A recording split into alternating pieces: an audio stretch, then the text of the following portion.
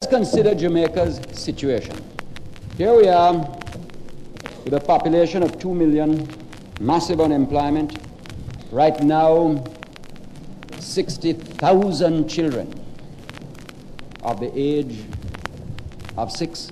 After all the years, an educational system that can only supply at 15 a passport to further training to 9,000 people each year. So that when you take the situation of the Jamaican child today, age 15, they will stand in their ranks, Mr. Speaker, 50,000 of them, facing a hostile world, a world dominated by modern technology, a world in which if you are to make your life, you must have skill, because without skill, the people will perish. 50,000 of them stand there now. They have come out of desperately overcrowded primary schools in spite of all that we have tried. If they learnt anything much, it was by application and sheer assiduousness, because they're overwhelmed in the pupil-teacher ratios. The classrooms are overcrowded. The home conditions very often in slum areas are in total collapse. There is no mother that is able, out of economic security and background, to give them the little help to school. They leave a home that is shattered and they go to a school that is overcrowded. At the age of 15, we dare to boast about what we have done in Jamaica. Mr. Speaker, he who boasts of Jamaica's accomplishment to date is bandying words in the wind of futility. Because believe me, Jamaica has not begun yet, but Jamaica can march if it has the guts to know where to put its feet.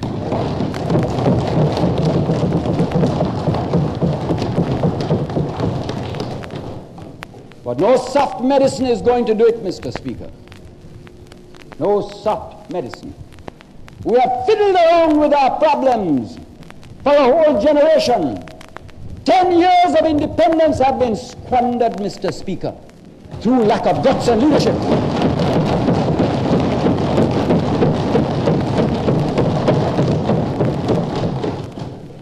Let me go back to those children. We talk about unemployment, and we wonder why. We talk about human suffering, as if the little chat of rhetoric can absolve our conscience at the bar of history, when those 50,000 children face the age of 15 now.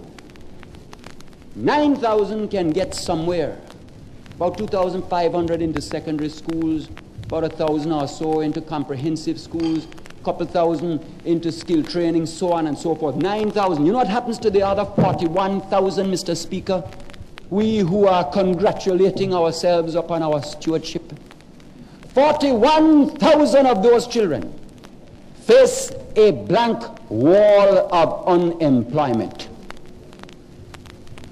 And we wonder that we have crime, and we don't understand why we are fighting for our very lives as a society with organized violent crime. We better wake up, Mr. Speaker, before it is too late.